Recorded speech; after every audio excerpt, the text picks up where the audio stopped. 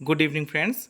आज हम लोग देखेंगे बीपीएससी टीआरई 3 के लिए मॉडर्न हिस्ट्री का जो रिवीजन हम लोग करा रहे हैं, और उसी क्रम में आज जो है previous year question plus important facts का टॉपिक है ये भारतीय राष्ट्रीय कांग्रेस से, तो उसको हम लोग कवर करेंगे।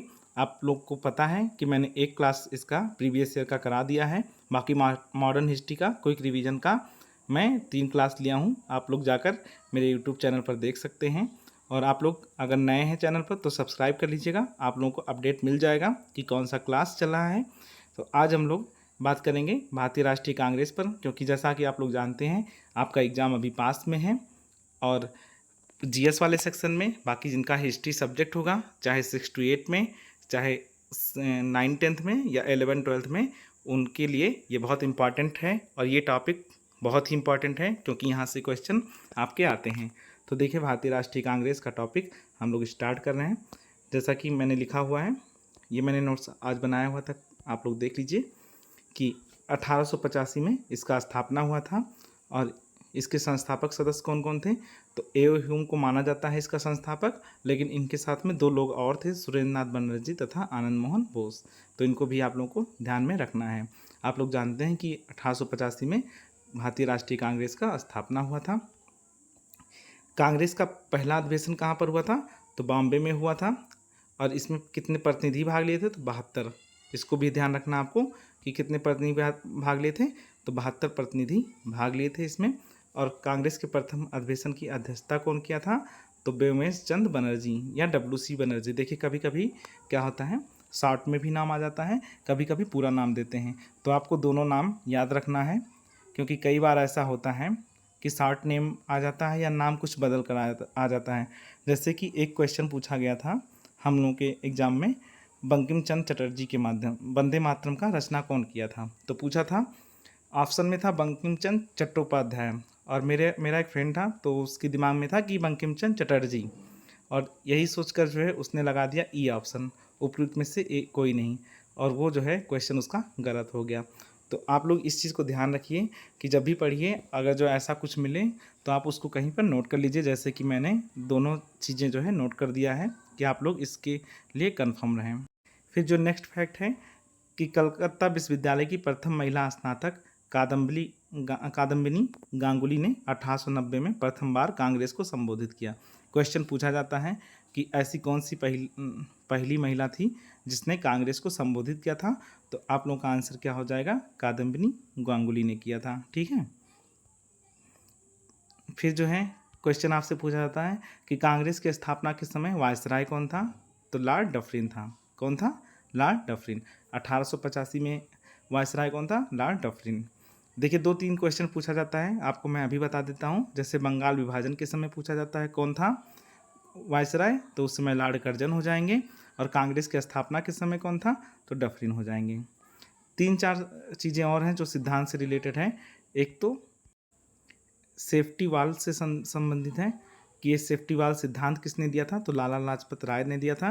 देखिए, इनका कहना ये था कि अंग्रेज़ों ने अपने लिए एक सेफ्टी वाल्व की तरह कांग्रेस को यूज़ किया है, क्योंकि भारत में बहुत विरोध हो रहा था अंग्रेज़ों का या ब्रिटिश शासन का।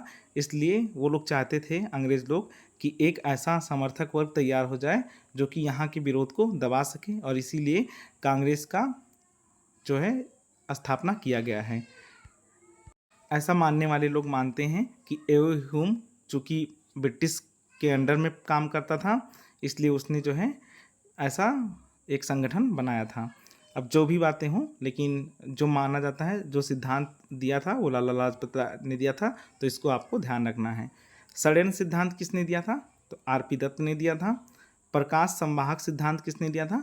तो जी.के. गोखले ने। या तड़ित विद्युत चालक का भी सिद्धांत बोला था, तो वो जी.के. गोखले। आपको ये याद रखना है कि इतना जो है सिद्धांत के बारे में कौन क्या दिया था, क्योंकि कभी भी क्वेश्चन यहाँ से आपके आ सकते हैं। अब देखिए, अब हम लोग क्वेश्चन पढ़ेंगे जो प्रीवियस ईयर पेपर में आ चुका है, उस क्वेश्चन को हम लोग देखेंगे। देखिए, जैसे भारत संघ के संस्थापक कौन थे? तो सुरेंद्र नाथ बनर्जी। ठीक है, ये वाला क्वेश्चन आ चुका है, आप लोग इसको देख लीजिएगा। 26 जुलाई 1876 को सुरेंद्र नाथ बनर्जी ने आनंद मोहन बोस के सहयोग से इंडियन एसोसिएशन की स्थापना कलकत्ता में की। ठीक है, और ये 1876। कभी कभी डेट पूछ लेता है, इसलिए 26 जुलाई याद रखिएगा, क्योंकि बीपीएससी में एक बार प्रीवियस ईयर में पूछा हुआ क्वेश्चन है ये कि किस डेट में, तो 26 जुलाई को ध्यान रखिएगा, 26 जुलाई।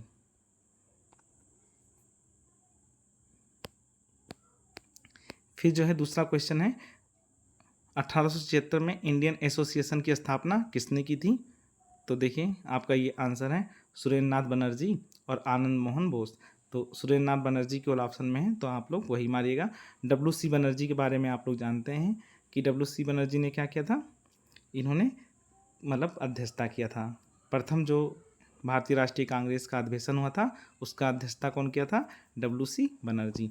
चित्तरंजन दास के बारे में आप लोग जानते भी होंगे कि ये स्वराज जो संस्था बनी थी, स्वराज पार्टी, उसके संस्थापक सदस्य थे। अरविंद घोष के बारे में भी जानते हैं, इनका एक बुक आता है हमेशा, लाइफ डिवाइन, इसको नोट कर लीजिए, लाइफ डिवाइन। आध्यात्म से ये जुड़ गए थे बाद में, पहले क्रांतिकारी नेता हुआ करते थे, लेकिन फिर बाद में जब जेल में गए उसके बाद में ये लाइफ डिवाइन नामक पुस्तक लिखे। तो आपको ये ध्यान रखना है इनके बारे में। नेक्स्ट क्वेश्चन देखते हैं हम लोग, भारतीय राष्ट्रीय कांग्रेस से पूर्व सबसे प्रमुख संस्था कौन थी? तो इसमें आपका हो जाएगा इंडियन एसोसिएशन ऑफ कलकत्ता। क्या हो जाएगा? इंडियन एसोसिएशन ऑफ कलकत्ता, वही 26 जुलाई 1876 को जो सुरेंद्र नाथ बनर्जी और आनंद मोहन बोस ने बनाया था। आप लोगों को मैं बताया हूँ कि भारतीय राष्ट्रीय कांग्रेस के संस्थापक सदस्यों में से सुरेंद्र नाथ बनर्जी और आनंद मोहन बोस भी थे। तो आपको ये बात ध्यान रखनी है कि इन्हीं की संस्था को पूर्ववर्ती बोला जाता है, कांग्रेस की पूर्ववर्ती संस्था बोला जाता है। नेक्स्ट क्वेश्चन, सुरेंद्र नाथ बनर्जी को किस वर्ष भारतीय सिविल सर्विसेज से हटाया गया? देखिए बिहार पीसीएस का ये क्वेश्चन है, और चूंकि बीपीएससी एग्जाम करा रहा है आपका टीआरई का, तो आपको ध्यान रखना है कि यहाँ के क्वेश्चन आपके गलत नहीं हों। तो इसका क्या हो जाएगा? 1874 में। किसी कारणवश सुरेंद्र नाथ बनर्जी का मतभेद हो गया था, और इसकी वजह से सिविल सर्विसेज से ब्रिटिश सरकार ने इनको हटा दिया था। और कब हटाया था? 1874 में हटाया था। राजनीतिक सुधारों को लेकर विरोध करने वाले पहले भारतीय कौन थे? तो आपको ध्यान रखना है, राजा राम मोहन राय थे। राजा राम मोहन राय के बारे में आप लोग पढ़े होंगे, इनका कुछ बुक का नाम ज़रूर याद रखिएगा, जैसे एक प्रीसेस्ट ऑफ जीसस करके हैं, वो बुक याद रखिएगा। आत्मीय सभा की स्थापना किया था, वो आप लोग याद रखिएगा। मैं वैसे करा दूंगा टॉपिक वाइज, कुछ महान व्यक्तियों का मैं ज़रूर करा दूंगा, एक टॉपिक उठाऊंगा और किसी दिन जो है सॉल्व करा दूंगा, आप लोग परेशान नहीं होइएगा। अभी जितना करा रहे हैं उसको कंप्लीट कर लीजिए। मद्रास महाजन सभा की स्थापना की गई, ये वाला टॉपिक मैं पढ़ा चुका हूँ, आप लोग देख लीजिए। 5-6 मिनट का वीडियो होगा, मेरे वीडियो वाले सेक्शन में ज़रूर है, उसको देख लीजिए, वहाँ से आपका क्लियर हो जाएगा, वहाँ पर नोट कर लीजिए आप लोग। तो इसका मद्रास महाजन सभा का क्या हो जाएगा? 1884 हो जाएगा। आप लोग को पता है कौन कौन संस्थापना किया था? तो बी राघवाचारी, जी सुब्रमण्यम तथा पी आनंद चार्लू द्वारा किया गया था। ठीक है, 1884 में। देखिए ये वाला क्वेश्चन, भारतीय राष्ट्रीय कांग्रेस के प्रथम अधिवेशन में कितने प्रतिनिधियों ने भाग लिया? अभी मैं बताया हूँ, आप लोगों के ध्यान में भी होगा, 72 इसका आंसर हो जाएगा। बाकी भारतीय राष्ट्रीय कांग्रेस के बारे में दिया ही है, 1885 को हुआ था, गोकुलदास तेजपाल संस्कृत विद्यालय में आयोजित किया गया था। कहाँ पर? बम्बई में। और इसके ये दो चीज़ याद रखिए, इम्पॉर्टेंट है ये दोनों, कि अधिवेशन की अध्यक्षता कौन किया था? डब्ल्यू.सी. बनर्जी, और महासचिव कौन थे? ए.ओ. ह्यूम थे। नेक्स्ट क्वेश्चन हम लोग देखते हैं, भारतीय राष्ट्रीय कांग्रेस की स्थापना कब हुई? तो 1885 में, आप लोगों को पता है। भारतीय राष्ट्रीय कांग्रेस की स्थापना की थी तो ए.ओ. ह्यूम ने। कौन किया था? ए.ओ. ह्यूम। आपको ध्यान रखना है इनका। फिर भारतीय राष्ट्रीय कांग्रेस के संस्थापक कौन थे? तो ए.ओ. ह्यूम हो जाएंगे, बी वाला ऑप्शन। भारतीय राष्ट्रीय कांग्रेस के संस्थापक थे एक असैनिक सेवक। ठीक है, ए.ओ. ह्यूम के बारे में बात हो रही है, ये एक असैनिक सेवक हो गए थे, यानी कि सिविल सर्वेंट थे, ऐसे मान लीजिए। आज के समय में अगर जो असैनिक बोलते हैं तो सिविल सर्वेंट का मतलब होता है। भारतीय राष्ट्रीय कांग्रेस का प्रथम अधिवेशन कहाँ हुआ था? तो मुंबई में हुआ था, वही बम्बई या मुंबई। भारतीय राष्ट्रीय कांग्रेस के दूसरे अधिवेशन की अध्यक्षता किसने की थी? तो ये आपका हो जाएगा दादा भाई नौरोजी, याद रखिएगा इसको। दूसरा अधिवेशन कलकत्ता में हुआ था और इसकी अध्यक्षता कौन किया था? दादा भाई नौरोजी ने किया था। इसके अतिरिक्त दादा भाई नौरोजी ने और कौन कौन सी अधिवेशन की अध्यक्षता किया था? तो 1893 ईस्वी में लाहौर में किया था और 1906 में कलकत्ता अधिवेशन की अध्यक्षता किया था। महात्मा गांधी ने भारतीय राष्ट्रीय कांग्रेस की किस अधिवेशन की अध्यक्षता की थी? बहुत इंपॉर्टेंट क्वेश्चन है, आप लोग नोट कर लीजिएगा इसको। महात्मा गांधी ने एकमात्र अधिवेशन की अध्यक्षता की थी, वो है 1924 बेलगांव अधिवेशन की अध्यक्षता किया था। ये क्वेश्चन कहीं भी पूछ सकता है, आप लोग तैयार रहिए इसके लिए, इसलिए इसको नोट कर लीजिएगा, बहुत इंपॉर्टेंट क्वेश्चन है ये आपका। 1924 में एक ही जो है अधिवेशन की अध्यक्षता किया ही था। इंडियन नेशनल कांग्रेस की प्रथम भारतीय महिला अध्यक्ष कौन थी? देखिए, प्रथम भारतीय महिला अध्यक्ष पूछा है, इसलिए आपका हो जाएंगी सरोजनी नायडू। इन्होंने 1925 में किया था। लेकिन अगर जो आपसे क्वेश्चन पूछे कि इंडियन नेशनल कांग्रेस की प्रथम महिला अध्यक्ष कौन थी, तो हो जाएगा श्रीमती एनी बेसेंट। आपको ये बात याद रखना है कि सरोजनी नायडू ने 1925 में किया था, तो वो प्रथम भारतीय महिला थी क्योंकि भारत की थी। लेकिन अगर केवल बोले कि पहली महिला, तब हो जाएगा एनी बेसेंट, वो 1917 में की थी।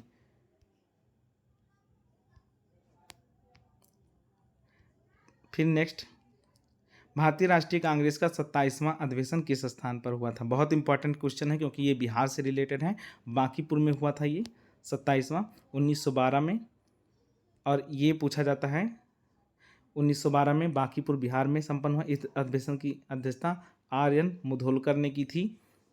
इसी अधिवेशन में ए.ओ. होम को कांग्रेस का पिता कहा गया। देखिए, एक्सप्लेनेशन आप लोग ज़रूर पढ़ते चलिए, मैं आप लोगों को इसीलिए इसको बता रहा हूँ कि जो है कम से कम आप लोग पढ़ते समय इस बात का ध्यान रखें कि क्या क्या हमको एक्सप्लेनेशन में देखना है। तो एक्सप्लेनेशन में आप लोग क्या देखेंगे कि क्योंकि बांकीपुर बिहार में हुआ था और बिहार का ये पेपर है, तो आप लोग ध्यान रखिएगा कि आर.एन. मुधोलकर ने की थी। फिर पुस्तक poverty and un British rule in India किसने लिखी? ये वाला क्वेश्चन पूछा गया है टीआरई में, दादा भाई नौरोजी ने किया था।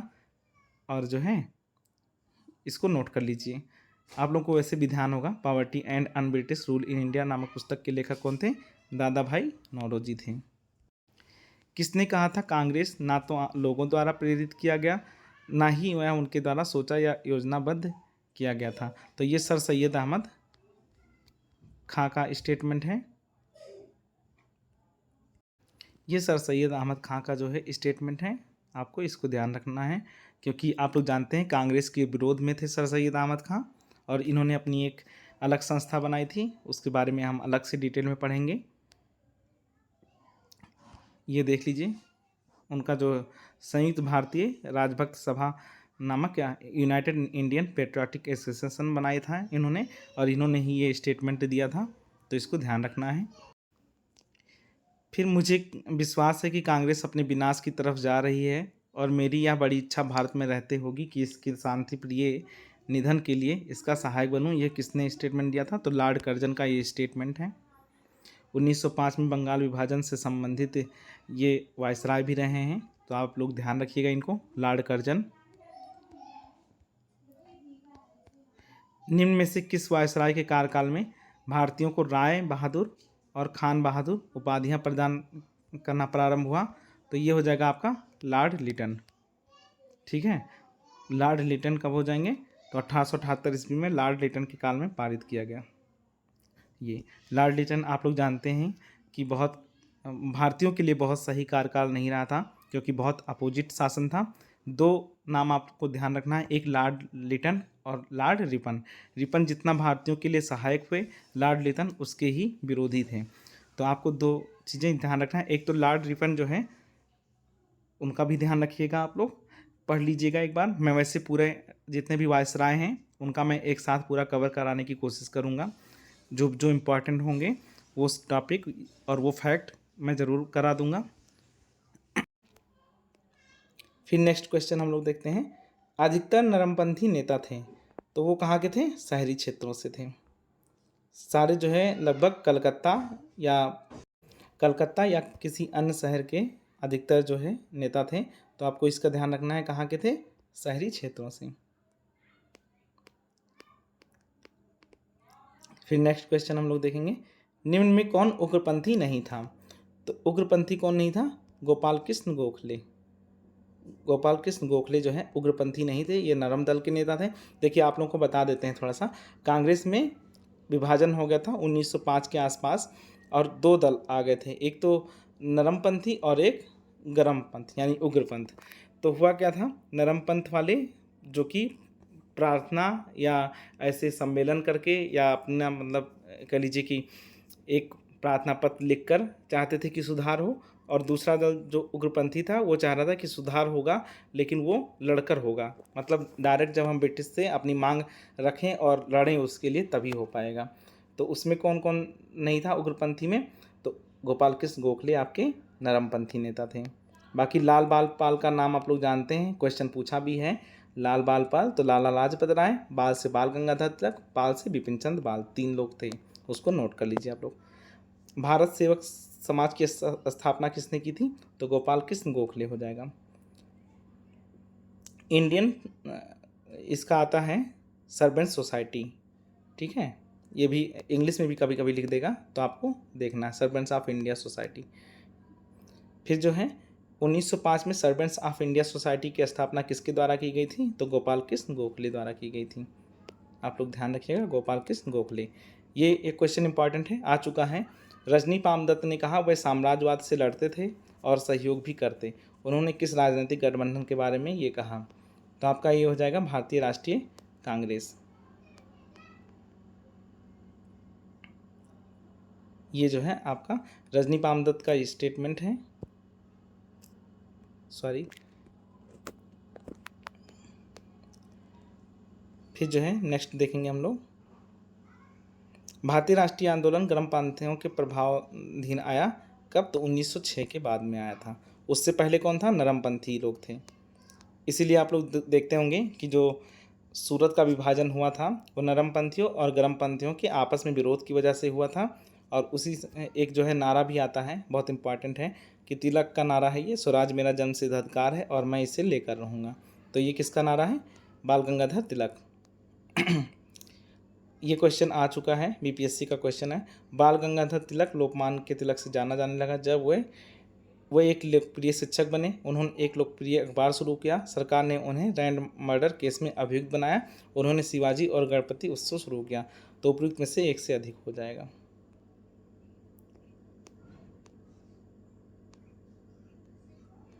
निम्नलिखित में से कौन सा नेता कांग्रेस के गरम दल से संबंधित था? तो कांग्रेस के गरम दल से कौन संबंधित हो जाएंगे आपके?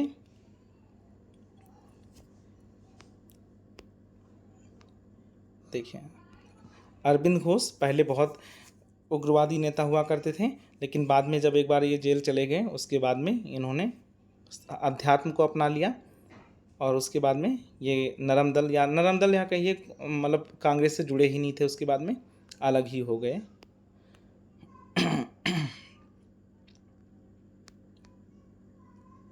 नेशनल काउंसिल ऑफ एजुकेशन की स्थापना कब हुई? तो 15 अगस्त 1906 को हुई है। बहुत ज़्यादा इंपॉर्टेंट क्वेश्चन नहीं है ये। बाकी राष्ट्रीय आंदोलन में निम्न से किसको नरम दलीय के तौर पर नहीं जाना जाता है? तो आप लोग जानते हैं बाल गंगाधर तिलक, इनको उग्रवादी खेमे में रखा जाता है। कांग्रेस के नरमवादी दल के नेताओं की आंदोलन की पद्धति थी, तो क्या था? बी हो जाएगा आपका।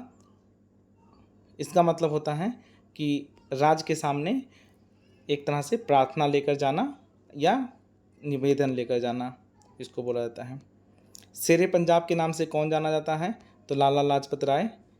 आप लोग जानते होंगे जब 1928 में साइमन कमीशन का विरोध कर रहे थे, उसी समय इनको किसी अधिकारी ने मार दिया था और इनकी फिर बाद में डेथ हो जाती है। इन्हें पंजाब केसरी भी कहा जाता है, तो आप लोग इनका ध्यान रखिएगा।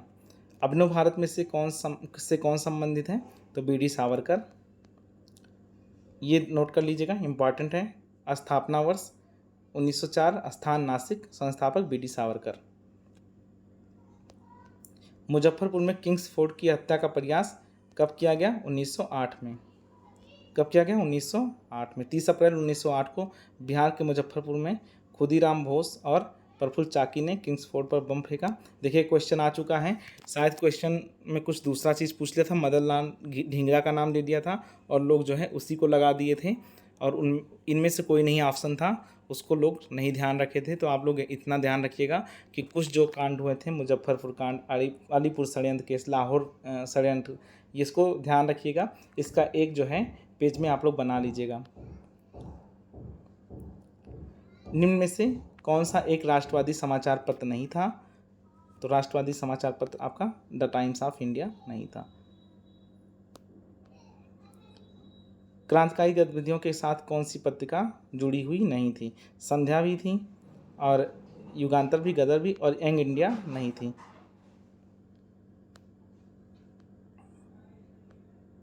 बाकी इतना इम्पोर्टेंट नहीं है, जो इम्पोर्टेंट नहीं है उसे ये तो जानते हैं आप लोग, इसको छोड़ देते हैं।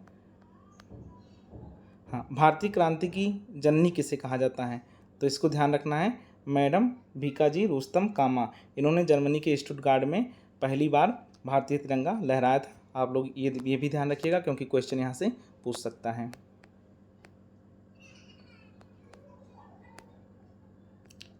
देखिए आया भी है क्वेश्चन ये, मैडम कामा ने भारत के तिरंगी स्वतंत्रता ध्वज को कहाँ फहराया था? तो स्टुटगार्ट हो जाएगा। लंदन में इंडिया हाउस के संस्थापक कौन थे? बहुत इंपॉर्टेंट क्वेश्चन है ये, श्यामजी कृष्ण वर्मा हो जाएगा। 1905 में इन्होंने इंडिया हाउस की स्थापना किया था। बंग भंग के बाद कौन सा आंदोलन शुरू हुआ था? तो बंग भंग के बाद में कौन सा आंदोलन शुरू हुआ था? स्वदेशी आंदोलन। आपको ध्यान रखना है, बंग भंग आंदोलन का मतलब यही था कि स्वदेशी आंदोलन हुआ था, आप लोगों को पता है। हमने ये टॉपिक पढ़ा दिया है, आप लोग देख लीजिएगा मेरे वीडियो सेक्शन में, उसमें इस टॉपिक को मैं कवर भी किया हूँ और PDF भी दे दिया हूँ टेलीग्राम ग्रुप पर, आप लोग देख लीजिएगा। देखिए, लॉर्ड कर्जन द्वारा 1905 में किया गया बंगाल विभाजन किस वर्ष रद्द हुआ था? तो इसका आंसर हो जाएगा 1911 में। देखिए 1911 में हो गया था, रद्द हो गया था। दिल्ली दरबार का आयोजन होने वाला था, उसी समय बंगाल विभाजन को रद्द। ठीक है दोस्तों, आज इतना ही रखते हैं, फिर नेक्स्ट वीडियो में मैं करा दूंगा। आप लोग जानते हैं कि मैं इम्पॉर्टेंट टॉपिक का एक ये पूरा सीरीज़ लेकर चल रहा हूँ। आप लोग इसको देखिए और अपना कमेंट ज़रूर दीजिए, ताकि हमको आपका फीडबैक ज़रूर मिल सके। बाकी अगर चैनल पर नए हैं तो जुड़ जाइए। बाकी जितना वीडियो मैंने कराया हुआ है, आप लोग मेरे यूट्यूब चैनल पर जाइए और मेरे वीडियो सेक्शन में जाएंगे, वहाँ पर आपको मिल जाएगा। क्विक रिवीजन का जो कराया हूँ वो आपको प्लेलिस्ट में मिल जाएगा, तो वहाँ से आप लोग देख सकते हैं। बाकी टेलीग्राम ग्रुप से जुड़ जाएंगे तो वहाँ पर आपको PDF मिल जाएगा। ठीक है दोस्तों, फिर मिलते हैं आपको नेक्स्ट वीडियो में।